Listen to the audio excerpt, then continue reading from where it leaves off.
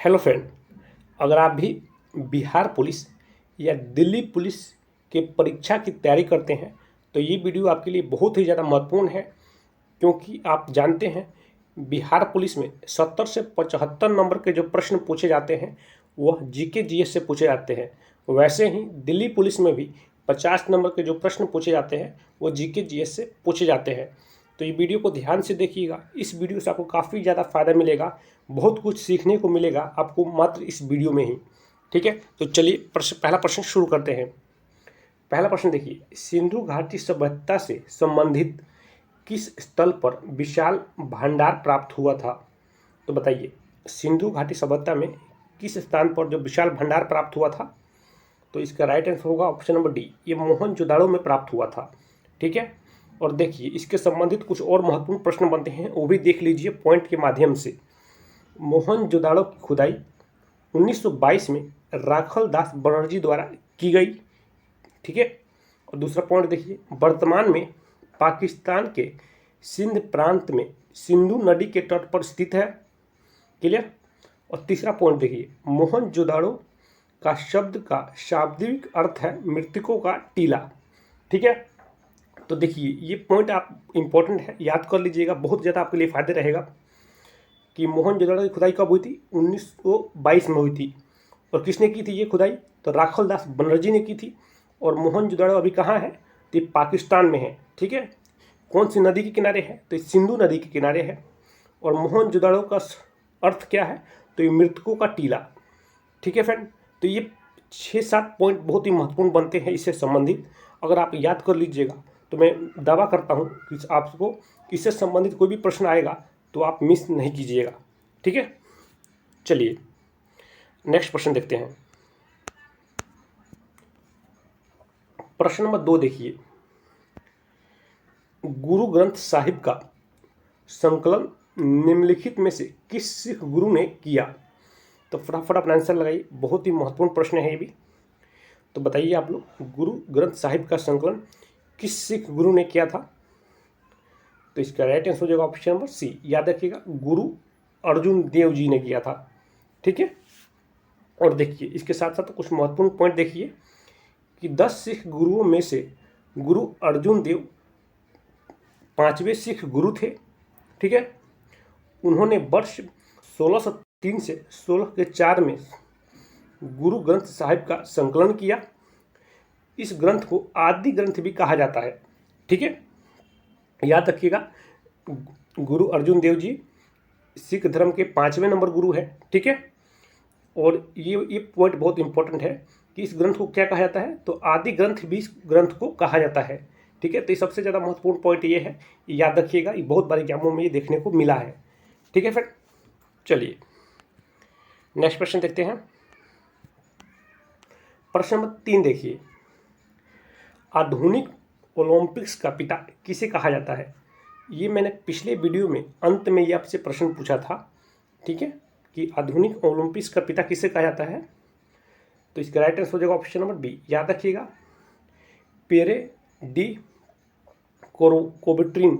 ठीक है, Pierre de Coubertin को ओलंपिक्स का पिता कहा जाता है। ठीक है, याद रखिएगा। चलिए नेक्स्ट प्रश्न देखते हैं। प्रश्न नंबर 4 देखिए, रेडार के आविष्कारक कौन थे? काफ़ी ज़्यादा महत्वपूर्ण प्रश्न है, तो फटाफट अपना आंसर लगाइए। जो रेडार के आविष्कारक थे वो कौन थे? तो इसका राइट आंसर हो जाएगा option number D, H Taylor एवं लियो सियंग। ठीक है, ऑप्शन नंबर डी एकदम राइट आंसर होगा, एच टेलर एवं लियो सियंग रेडार के आविष्कारक थे। और पॉइंट देखिए कि रेडार का आविष्कार टेलर एवं लियो संग ने वर्ष 1922 में किया था। ठीक है, यह आविष्कार कब किया था? तो 1922 में किया गया था। यह यंत्र अंतरिक्ष में आने जाने वाले वायुयानों के संसूचन और उनकी स्थिति ज्ञात करने के काम आता है। ठीक है, तो आप लोगों ने देख लिया, इस यंत्र का जो आविष्कार है 1922 में हुआ था। और ये किस काम में आता है? तो ये वायुयानों के संसूचन और स्थिति ज्ञात करने के काम आता है। ठीक है फ्रेंड, तो ये कुछ महत्वपूर्ण पॉइंट थे, याद कर लीजिएगा, काफ़ी ज़्यादा महत्वपूर्ण रहेगा। चलिए नेक्स्ट प्रश्न देखते हैं। प्रश्न नंबर 5 देखिए, प्रकाश का वेग सबसे पहले किसने मापा था? तो बताइए, काफ़ी ज़्यादा महत्वपूर्ण प्रश्न है, वेरी वेरी इंपॉर्टेंट प्रश्न है, तो आपको बताना है। तो इसका राइट आंसर होगा ऑप्शन नंबर सी, रोमर। ये रोमर ने नापा था सबसे पहले प्रकाश का वेग। ठीक है, तो याद रखिएगा ऑप्शन नंबर सी, रोमर। चलिए नेक्स्ट प्रश्न देखते हैं। प्रश्न नंबर 6 कि इनमें से किस शासक को भारत का नेपोलियन नाम से जाना जाता है? तो बताइए, काफ़ी ज़्यादा महत्वपूर्ण प्रश्न है, बहुत बार ये एग्जामों में पूछा गया है। ठीक है फ्रेंड, कि किसको भारत का नेपोलियन कहा जाता है? तो इसका राइट आंसर हो जाएगा ऑप्शन नंबर सी, ये समुद्रगुप्त को भारत का नेपोलियन कहा जाता है, याद रखिएगा। और ये नेपोलियन क्यों कहा जाता है समुद्रगुप्त को, वो भी देखिए कि समुद्रगुप्त ने लगभग 40 वर्षों तक शासन किया, यानी कि 335 से लेकर 375 इकाई तक शासन किया था, 40 वर्ष। ठीक है, पहला पॉइंट देख लिया आप लोग। दूसरा देखिए, इस दौरान समुद्रगुप्त को किसी पराजय का सामना नहीं करना पड़ा था, इसीलिए इतिहासकार बिसेट स्मिथ ने समुद्रगुप्त को भारत का नेपोलियन कहा था। ठीक है फ्रेंड, कि समुद्रगुप्त ने लगभग 40 वर्षों तक शासन किया, उस 40 सालों में कभी मतलब हारा नहीं, इसी कारण बिसेट स्मिथ, ठीक है, ये नाम याद रखिएगा, बिसेट स्मिथ ने समुद्रगुप्त को भारत का नेपोलियन कहा था। ठीक है, तो ये वाला पॉइंट भी बहुत ज़्यादा महत्वपूर्ण है, याद रखिएगा, बिसेट स्मिथ ने कहा था। चलिए प्रश्न नंबर 7 देखिए, भारतीय संविधान में समान कार्य के लिए समान वेतन किस भाग में वर्णित है? तो फटाफट अपना आंसर लगाइए, वेरी वेरी इंपॉर्टेंट प्रश्न है फ्रेंड, कि इसका राइट आंसर आपको बताना है। बहुत बार एग्जामों में ये देखने को प्रश्न मिला है कि भारतीय संविधान में समान कार्य के लिए समान वेतन किस भाग में वर्णित है? तो इसका राइट आंसर हो जाएगा ऑप्शन नंबर सी, ये राज्य के नीति निर्देशक तत्व में, राज्य के नीति निर्देशक सिद्धांत में ये वर्णित है, याद रखिएगा ऑप्शन नंबर सी। चलिए नेक्स्ट प्रश्न देखते हैं। प्रश्न नंबर 8 देखिए, आयोडीन परीक्षण किसका पता लगाने के लिए प्रयुक्त किया जाता है? तो बताइए, आयोडीन परीक्षण किया जाता है और किसका पता लगाने के लिए किया जाता है? तो इसका राइट आंसर होगा ऑप्शन नंबर ए, कि कार्बोहाइड्रेट का पता लगाने के लिए किया जाता है। तो ऑप्शन नंबर ए एकदम राइट आंसर है, याद रखिएगा। चलिए प्रश्न नंबर 9 देखिए, वेरी वेरी इंपॉर्टेंट प्रश्न है। ठीक है, कि नर मच्छर अपना भोजन कहाँ से लेते हैं? वेरी वेरी इंपॉर्टेंट प्रश्न है, तो फटाफट अपना आंसर लगाइए। तो इसका राइट आंसर होगा ऑप्शन नंबर सी, ये पादपों का रस से लेते हैं। ठीक है, पादपों का रस से लेते हैं ये नर मच्छर अपना भोजन। ठीक है, और पॉइंट के माध्यम से और आपको अच्छी तरह से समझाने की मैं कोशिश करता हूँ। देखिए, मच्छर जो नर होते हैं वो पौधों और वनस्पतियों का रस पीकर रहते हैं। ठीक है, क्लियर, यहाँ तक समझ गए। दूसरा देखिए, लेकिन जो मादा मच्छर होते हैं वो इंसानों का रक्त पीते हैं, क्योंकि मादा जब गर्भवती होती है तो उसके अंडे बनाने के लिए इंसानों का रक्त बेहद ज़रूरी होता है। ठीक है फ्रेंड, तो उम्मीद है आप लोग समझ गए होंगे।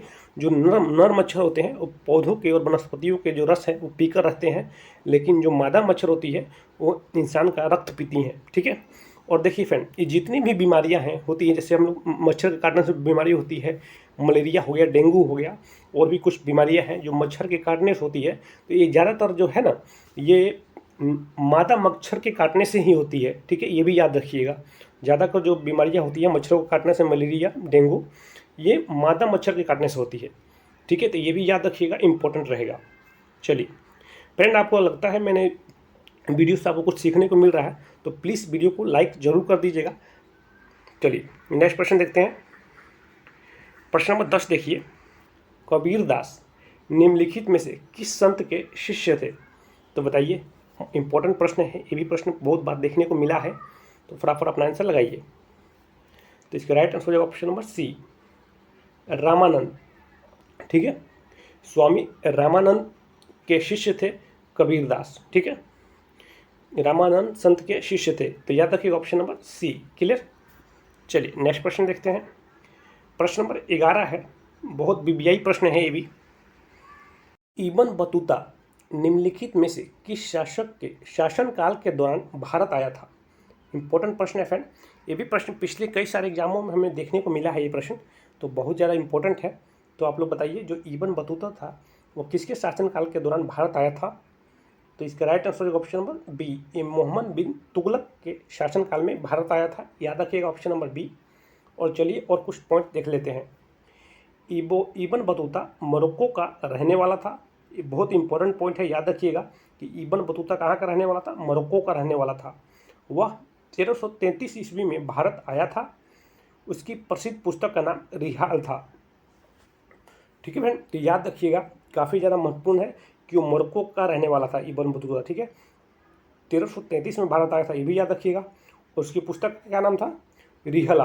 रिहला उसकी एक पुस्तक का नाम था, याद रखिएगा। ये भी काफ़ी ज़्यादा महत्वपूर्ण प्रश्न है। ये भी प्रश्न कई बार एग्जामों में देखने को मिला है कि इब्न बतूता के द्वारा कौन सी पुस्तक लिखी गई थी, देखने को मिला है रिहला। इब्न बतूता कहाँ से आया था, ये भी प्रश्न पूछा गया है। तो मोरक्को से आया था। ठीक है, किसके शासनकाल में आया था? तो मोहम्मद बिन तुगलक के शासनकाल में आया था। ये 3 प्रश्न फ्रेंड बहुत बार एग्जामों में देखने को मिले हैं, इसलिए मैंने आपको पॉइंट के माध्यम से तीनों का सोल्यूशन अभी ही बता दिया मैंने आपको। ठीक है, एक ही प्रश्न में। चलिए प्रश्न नंबर 12 देखिए। भारत संविधान के अनुसार, सॉरी यहाँ पर भारतीय होगा, भारतीय संविधान के अनुसार केंद्रीय मंत्रिपरिषद किसके प्रति उत्तरदायी होता है? ये भी प्रश्न वेरी वेरी इंपॉर्टेंट है, बहुत ही वीआईपी प्रश्न है ये। तो फटाफट अपना आंसर लगाइए। तो इसका right answer option number D, ये लोकसभा के प्रति उत्तरदायी होता है। याद रखिएगा ऑप्शन नंबर डी। क्लियर? चलिए प्रश्न नंबर 13 देखिए। किस अधिनियम का भारतीय संविधान के निर्माण पर सबसे अधिक प्रभाव पड़ा? तो बताइए कि किस अधिनियम का जो भारतीय संविधान के निर्माण पर सबसे अधिक प्रभाव पड़ा था? तो इसका राइट आंसर होगा ऑप्शन नंबर बी। याद रखिएगा, भारत शासन अधिनियम 1935 का जो प्रभाव था सबसे अधिक पड़ा था। ठीक है, तो ऑप्शन नंबर बी एकदम राइट आंसर हो जाएगा, याद रखिएगा। चलिए प्रश्न नंबर 13 देखिए। तैमूर लंग ने जब भारत पर आक्रमण किया उस समय कौन शासक था? तो बताइए, जो तैमूर लंग ने जो भारत पर आक्रमण किया था उस समय शासक था कौन था? तो इसका राइट आंसर होगा option number B, Tughlaq Mahmud Shah. ठीक है, कौन था उस समय? तुगलक महमूद शाह उस समय शासक था। ठीक है, और इम्पोर्टेंट पॉइंट देखिए, तैमूर लंग ने भारत पर कब किया था, आक्रमण किया था? 1398 ईस्वी में किया था। ठीक है, 1398 में भारत पर आक्रमण किया था तैमूर लंग ने, ये याद रखिएगा, डेट काफ़ी ज़्यादा महत्वपूर्ण है। चलिए प्रश्न नंबर 15 देखिए। हृदय के लिए सबसे अधिक लाभदायक खाद्य तेल कौन सा है? तो फटाफट अपना आंसर लगाइए। फिर आप हम लोग जानते हैं अलग अलग प्रकार के तेल हमारे घरों में इस्तेमाल किए जाते हैं, जैसे कि सरसों का तेल हो गया, सोयाबीन का तेल हो गया, और ये मूंगफली का तेल हो गया। अलग अलग तेल आते हैं मार्केट में जिसका इस्तेमाल किया जाता है हम लोगों घरों में। पर जो सबसे अधिक लाभकारी होता है हृदय के लिए, जो सबसे अधिक लाभकारी होता है वो कौन सा तेल है? तो फटाफट अपना आंसर लगाइए आप लोग। तो इसका राइट आंसर हो जाएगा ऑप्शन नंबर बी। याद रखिएगा, ऑलिव ऑयल, इंग्लिश में उसको ऑलिव ऑयल बोलते हैं, और हिंदी में बोले तो जैतून का तेल। ठीक है, याद रखिएगा, जो जैतून का तेल है वो सबसे अधिक हृदय के लिए लाभकारी होता है। ठीक है, जिसे इंग्लिश में ऑलिव ऑयल बोलते हैं। क्लियर? चलिए कुछ महत्वपूर्ण पॉइंट के साथ और आसानी से समझते हैं इसको और बढ़िया से। देखिए friend, olive oil heart health के लिए इससे अधिक लाभकारी माना जाता है। हार्ट को हेल्दी बनाए रखने के लिए आप कुकिंग के लिए ऑलिव ऑयल का उपयोग कर सकते हैं। ऑलिव ऑयल पॉलीफेनोल्स नामक कंपाउंड से भरा होता है। किससे भरा होता है? पॉलीफेनोल्स नामक कंपाउंड से भरा होता है। ठीक है, जो हृदय रोग के जोखिम को कम करता है। ठीक है, जो हृदय के रोग के जो जोखिम होता है उसको कम करता है। ठीक है, तो फ्रेंड जो भी हृदय से संबंधित जो पेशेंट है उनको ज़्यादातर जो जैतून के तेल का सेवन करना चाहिए कुकिंग में। ठीक है, जो बहुत ही फ़ायदेमंद रहेगा। क्लियर? तो फ्रेंड इसका right answer option number B हो जाएगा। क्लियर? तो फ्रेंड ये 15 बहुत ही महत्वपूर्ण प्रश्न थे जो मैंने आपको करवा दिए। इससे आपको जरूर बहुत ही कुछ सीखने को मिला होगा इन सब प्रश्नों से। ठीक है फ्रेंड, तो मैं कंटिन्यू आपके लिए ऐसे प्रश्न लाता रहूँगा। तो चैनल पर नए हैं तो चैनल को सब्सक्राइब जरूर कर लीजिएगा, और वीडियो को अगर अच्छा लगा हो, आपको इससे कुछ सीखने को मिला हो तो लाइक ज़रूर कर दीजिएगा। तो आज के लिए धन्यवाद फ्रेंड, मिलते हैं नेक्स्ट वीडियो में। और कमेंट सेक्शन में ये वीडियो आपको कैसा लगा एक बार अपनी राय जरूर